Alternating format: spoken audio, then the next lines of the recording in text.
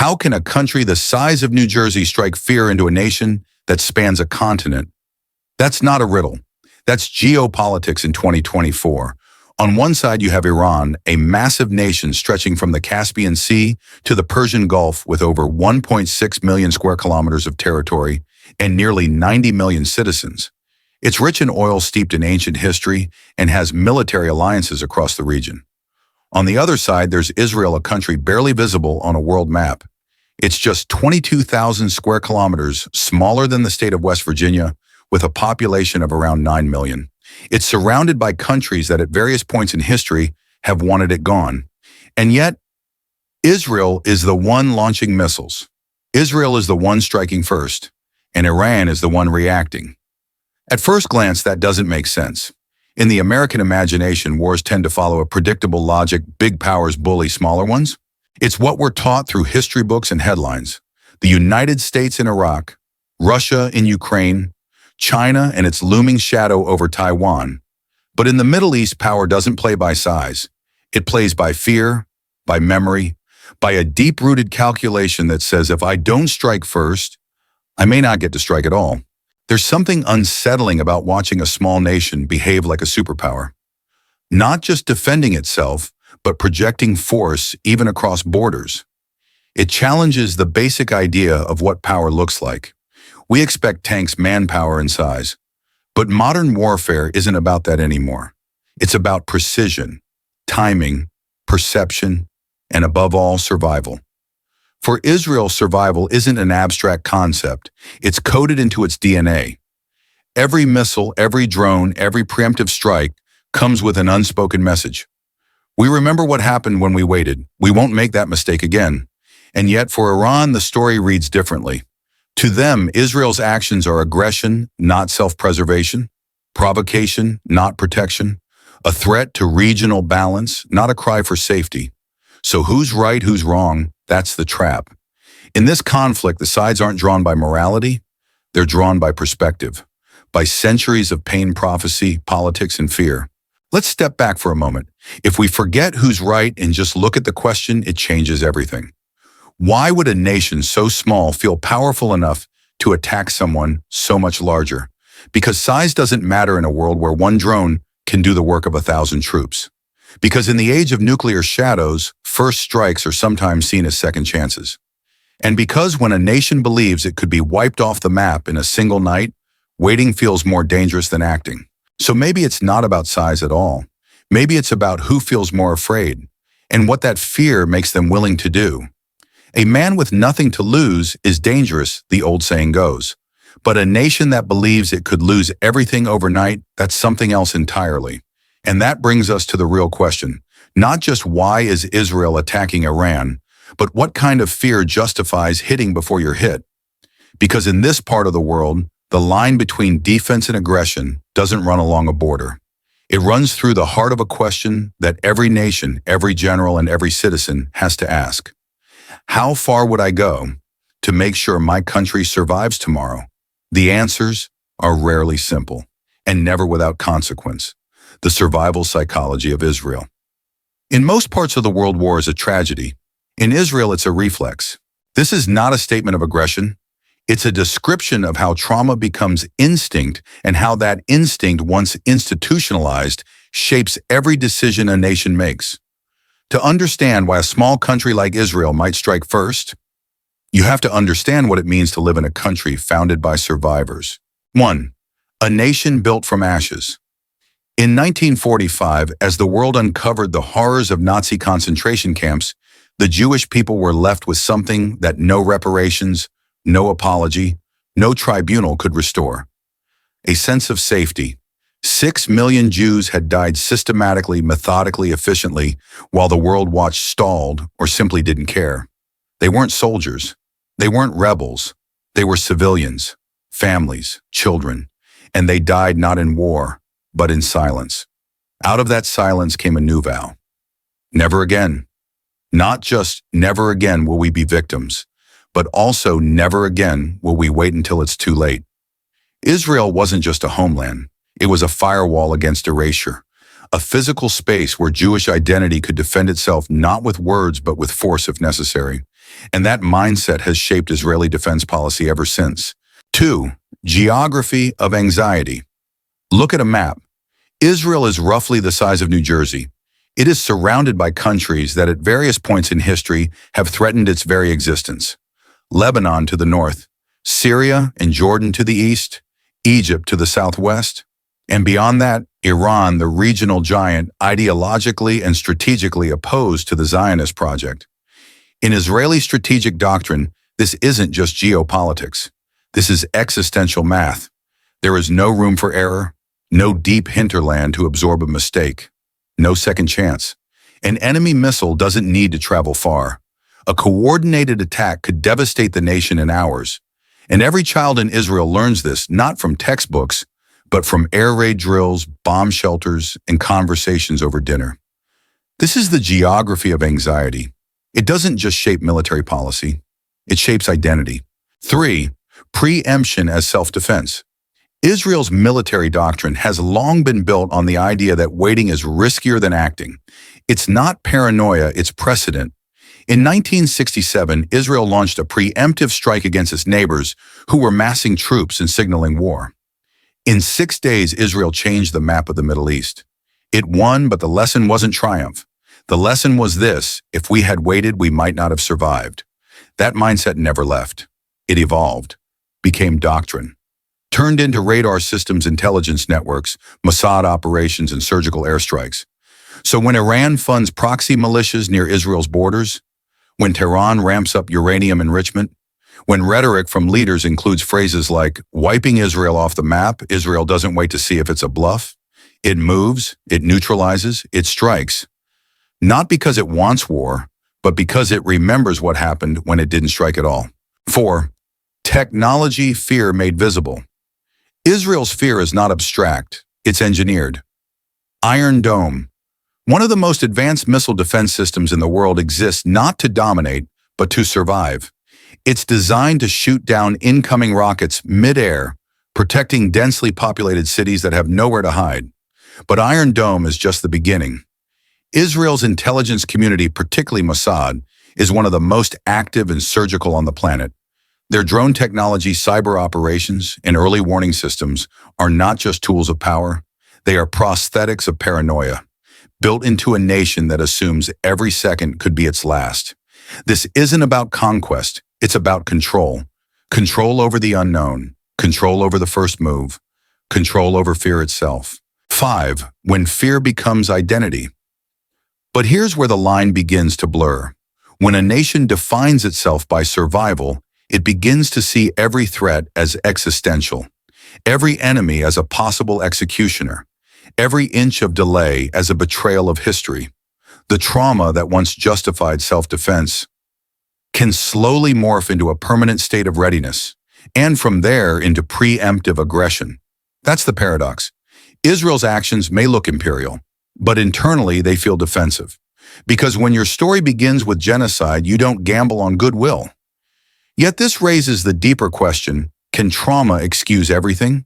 Can fear justify force forever? And most of all, when does never again become a license?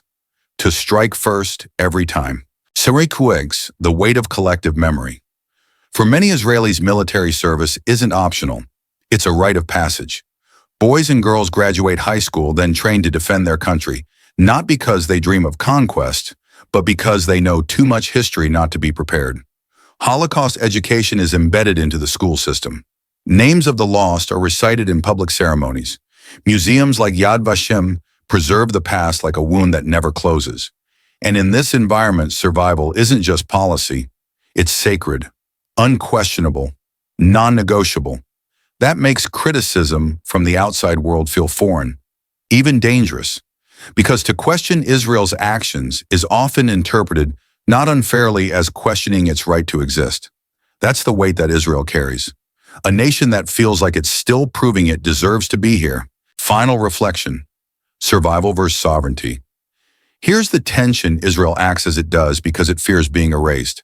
But in acting on that fear, it sometimes becomes what others fear most: a power unchecked, unapologetic, and willing to move first. So we arrive at a sobering question: Can a nation born of trauma ever stop living like it's still being hunted? Because if it can't, then it may never know the difference between defending its existence and defining itself by fear. The logic of isolation in Iran's shadow strategy.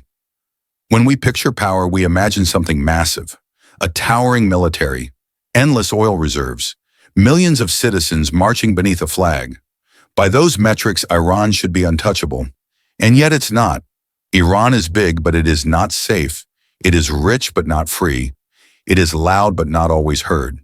This is a nation that spans deserts, mountains, and ancient empires, yet behaves at times like a cornered animal. Why? Because being large doesn't mean you're in control. Not when your enemies are close. Not when your currency is under siege. Not when your name is spoken in global meetings, only when paired with words like terror, nuclear, and threat. Shepherd 1. The ancient empire. That never forgot Iran is not just a nation, it is the modern shell of Persia, one of the world's oldest civilizations.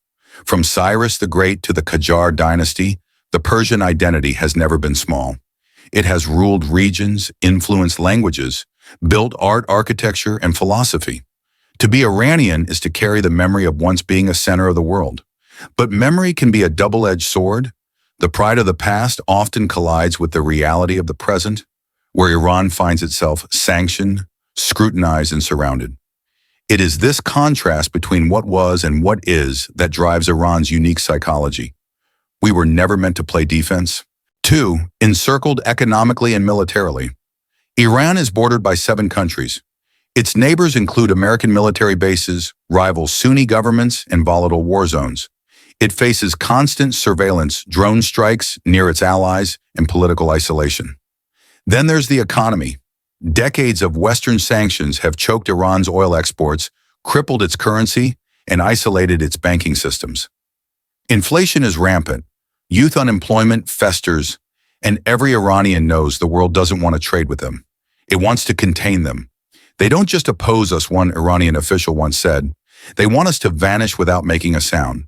This creates a national mindset, not of superiority, but of siege. And a country under siege does not retreat, it digs in. 3. Why Israel represents more than just a nation. To Iran's hardline leadership, Israel isn't just a geopolitical rival. It is an insult. Israel sits on what Iran considers occupied Muslim land. It is the closest Western ally in the region, nuclear-backed US-funded, and deeply integrated with the global West. In many ways, Israel is everything Iran resents. A westernized power embedded in the Muslim world. A permanent reminder of Palestinian displacement. A projection of US influence within shouting distance. For Iran, the fight isn't just physical, it's symbolic. Israel represents a world order that Iran refuses to submit to.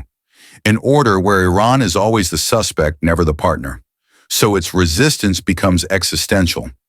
As long as Israel exists, the logic goes, our revolution is incomplete.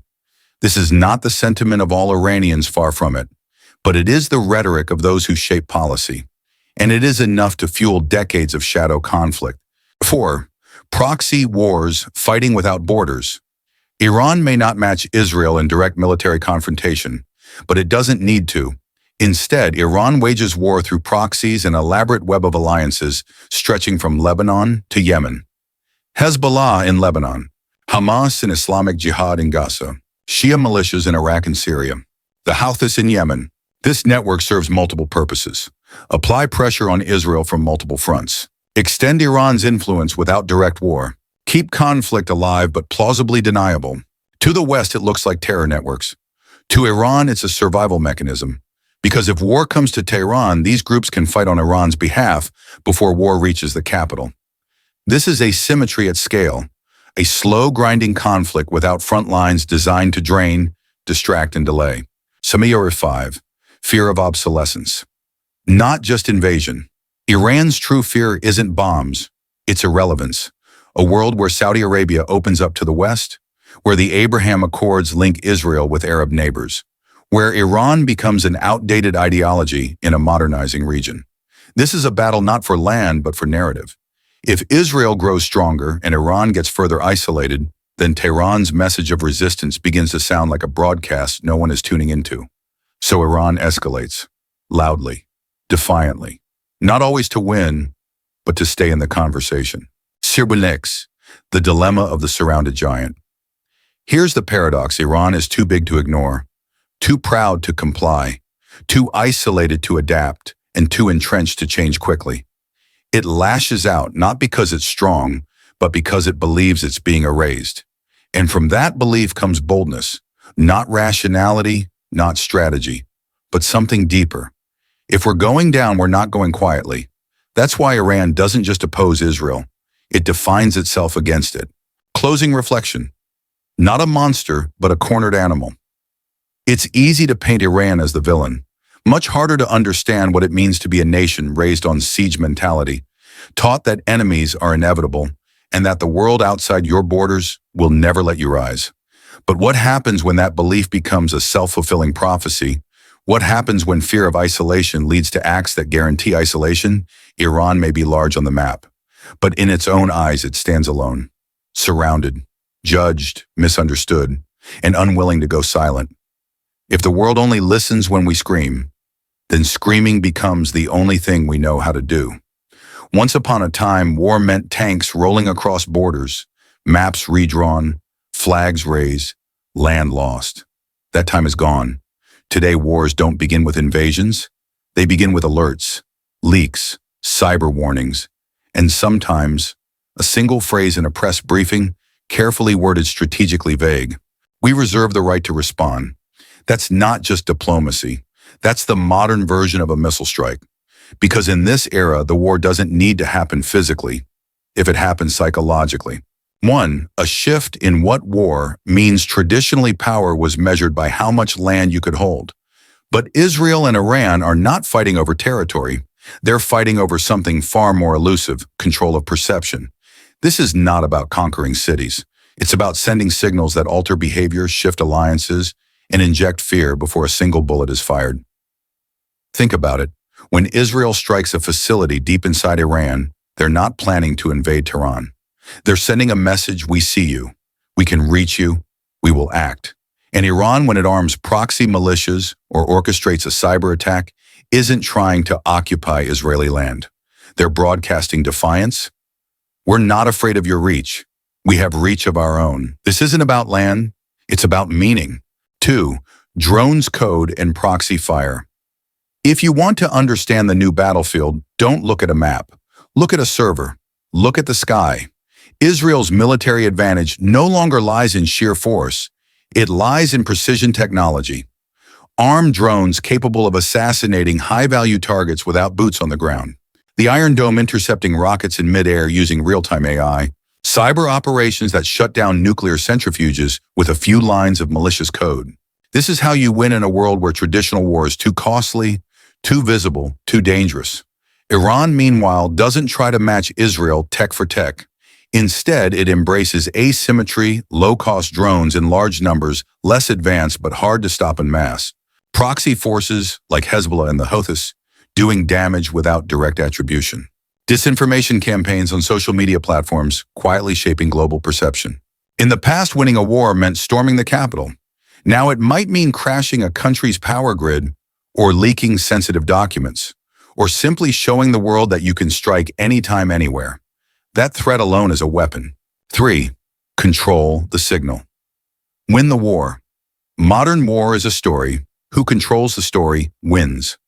And stories are now shaped not just by journalists, but by algorithms. A viral video of an airstrike, a tweet from a government official, a live stream from the ground, whether real or faked. These aren't footnotes, they're ammunition. In this theater, Israel fights not just to defend its people, but to maintain narrative control. We are precise, we are justified, we are targeted, not targeting. Iran counters with its own story. We are resisting oppression. We are defending Islam. We are the voice of the silenced. Each side is producing a moral screenplay, hoping the world will choose a side. But here's the twist. Truth is no longer the key variable. Emotion is. And whichever side generates more emotional impact, more shares, more outrage, wins the round. 4. The rise of emotional warfare. War is no longer fought solely with missiles. It's fought with feelings. A single image of a bloodied child can shift public opinion more than 100 military briefings. This is called emotional warfare. The strategic use of suffering, real or fabricated, to shape perception, and both Israel and Iran understand it. They weaponize it, carefully, constantly. Israel is condemned when civilian casualties occur, even if the target was military. Iran amplifies those images globally, knowing that sympathy can translate into diplomatic leverage. It's a cold game, but it works, and it raises a disturbing question. If war becomes a contest of who can suffer more visibly, what happens to truth? 5. Information is the new deterrent. Once upon a time, deterrence meant nuclear warheads. Now it can mean a leak, a cyber attack that reveals classified emails, a fake audio recording of a leader plotting violence, a viral thread accusing a government of lies. These aren't just side effects of war, they are war. And the hardest part, no fingerprints, no accountability, no closure, just confusion, which might be the most effective weapon of all. Because when people are confused, they hesitate. And in geopolitics, hesitation is power. 6. When war doesn't look like war anymore. The scariest part of modern warfare is that you might not know you're in one. No cities flattened, no tanks in the streets, no emergency broadcasts, just slow shifts, rising anxiety, conflicting information, social media flooded with rage, fear, and manipulation. It's subtle, it's constant, and it's exhausting. And maybe that's the point. If we can't defeat you with firepower, we'll wear you down with doubt. It's not dramatic, it's not cinematic, but it works. Because in today's world, the goal isn't to destroy your enemy's body, it's to corrode their belief in themselves. Final thought, the war of the unseen. This is where Israel and Iran now live, in a world where power doesn't come from size or land or tanks. It comes from the ability to shape fear, to shape expectations, to make the other side wonder, are we safe? Are they about to move? Can we trust what we're seeing? Modern war is a chess match played in the dark, and the one who makes the first move visible may already be at a disadvantage, because visibility is vulnerability. And so the missiles are only part of the war, the real weapon perception, and the battlefield. Every screen you own. If you ask either side, Israel or Iran, why they strike, the answer is simple. We're defending ourselves. But what happens when both sides are defending themselves by attacking first? This isn't contradiction, it's strategy, and it reveals a deeper truth about modern conflict. Fear is no longer just a reaction, it's a weapon. 1. The war of preemption. In most wars, someone fires first. But in the war between Israel and Iran, the first shot is always up for debate. Iran backs proxy militias near Israel's borders. Israel bombs those proxies before they can attack. Iran retaliates by launching missiles or cyber attacks. Israel responds with more precision strikes. Both sides claim they started it. But here's the twist. What if no one started it because no one ever stopped?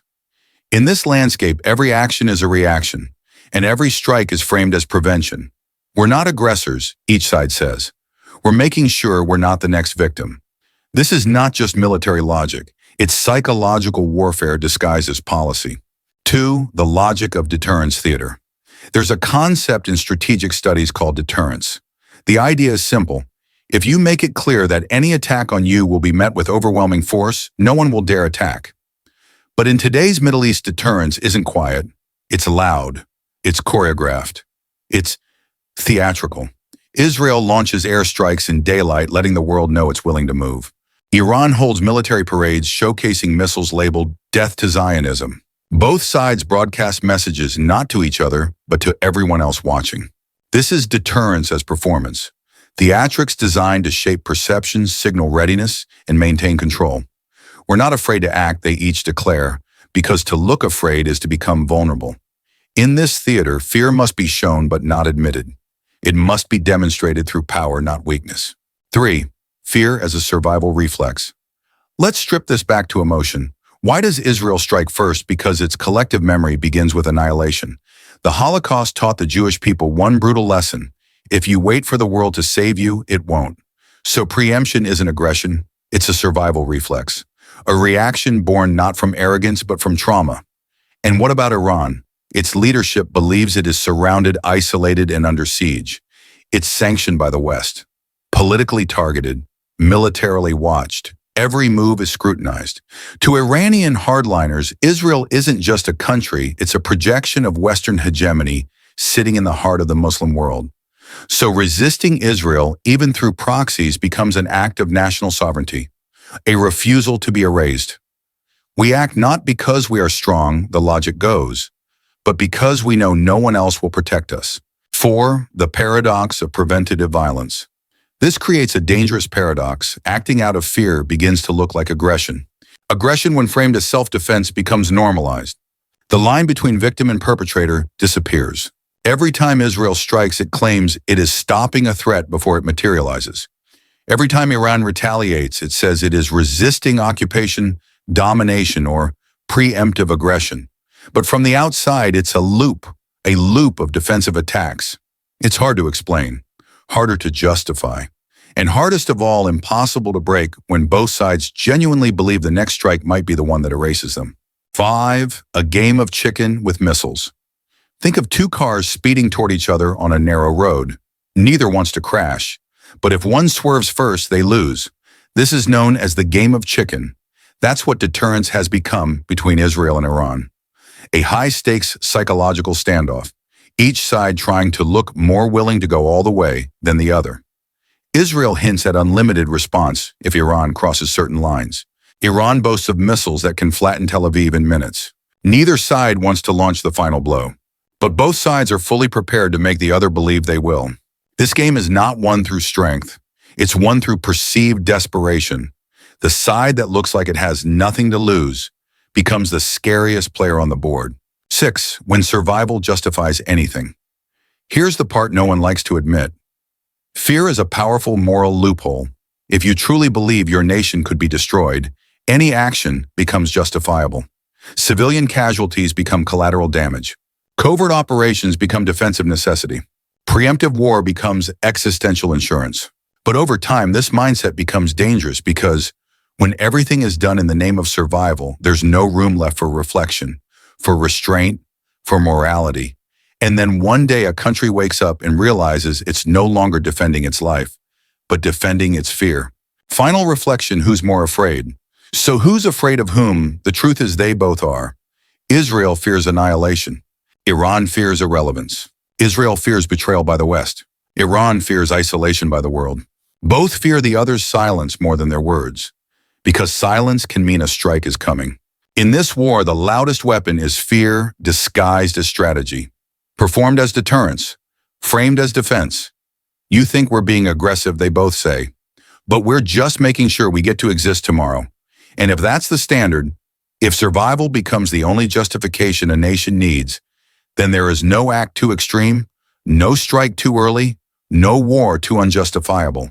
Just fear, sharpened into missiles, wrapped in press releases, and launched in the name of peace. What happens when survival becomes everything, not just a goal, but a doctrine, a reason, a shield, a sword? What happens when a nation believes its very existence is under constant threat, and that any action taken to protect that existence is therefore justified? 1.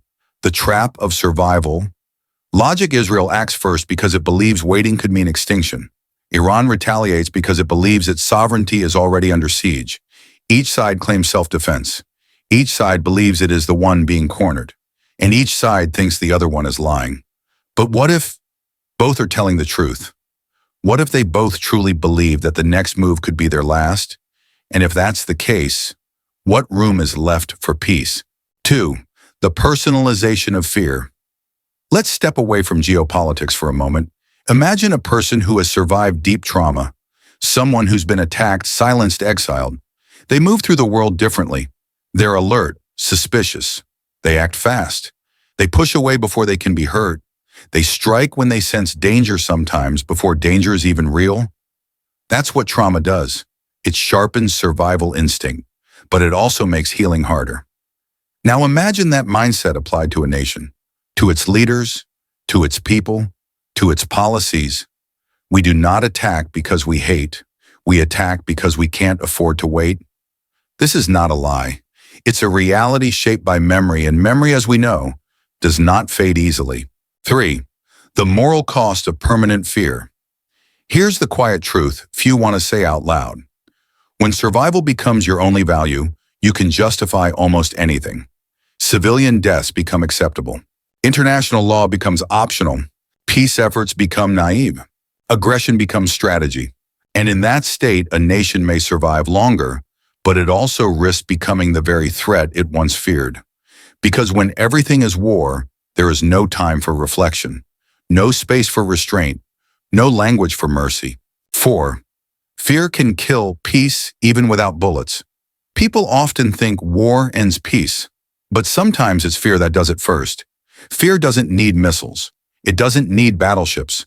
All it needs is the idea that no one else can be trusted, that we must always be ready to strike first.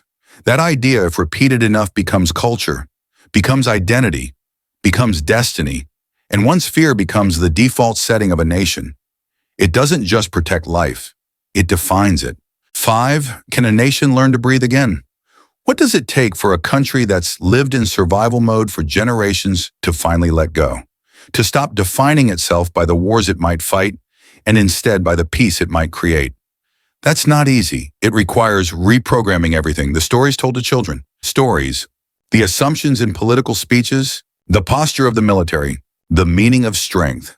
Because real strength isn't the willingness to fire first. Sometimes, real strength is the willingness to wait, to hope, to risk being wrong just once. 6. The quiet question that remains. So here we are, after decades of bloodshed, deterrence, betrayal, and warning shots, we are left with a question that has no satisfying answer. Can the will to survive ever become the very thing that puts others at risk? And if both sides believe they're only trying to survive, then who decides what survival really means? Is it life without fear, or life that causes fear in everyone else? Is it safety through strength, or strength through understanding? 7. Maybe the real enemy is fear itself. Maybe it's not religion, not territory, not ideology. Maybe it's fear. Fear that tells you they're coming for us. We have to act first. We cannot wait. Fear that disguises itself as strategy, as doctrine, as courage, but underneath is just fear. And fear, when given missiles, can look a lot like power, but it is still fear. 8. Final reflection and a question for you. We began this video with a simple question.